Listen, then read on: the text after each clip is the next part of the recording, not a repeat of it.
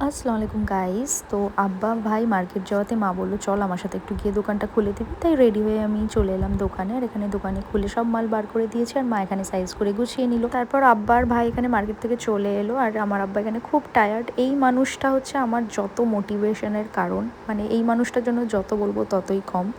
তারপর এখানে আব্বা রোল নিয়ে চলে এলো, সেটা আমি মজা করে খেলাম। আমার মতো এরকম ব্যাড হ্যাবিট কার আছে জানি না, যে ফাস্টফুড খাওয়ার পর কোল্ড ড্রিঙ্কস তো খেতেই হবে, নাহলে মানে সেটা একটা কম্বিনেশনেই আসে না, এরকম একটা ব্যাপার।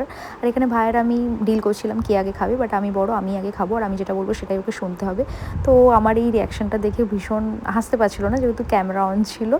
আর আমি ইচ্ছা করে ওকে হাসানোর চেষ্টা করি। ওকে আমি আগে দিতে চাই না, কারণ একটা বোতলও ঢোকেই শেষ করে ফেলে গাইজ, মানে ওই জন্য ওকে আমার দিতে ইচ্ছা করে না। আর এখানে এই যে আমি বলছিলাম যে গাইজ সব শেষ করে দিয়েছে দেখো, আর এই কথাটা শুনে ও বোতলটা রেখে লজ্জা পেয়ে চলে যায়। আর তারপর বাড়ির জন্য আমি কিছু স্ন্যাক্স নিয়ে নিই। আর এই ছিল আজ আমার মিনি ব্লগ। অবশ্যই জানিও কেমন লাগলো, লাইক শেয়ার সাবস্ক্রাইব করতে ভুলো না। দেখা হচ্ছে নেক্সট কোনো ভিডিওতে। বাই।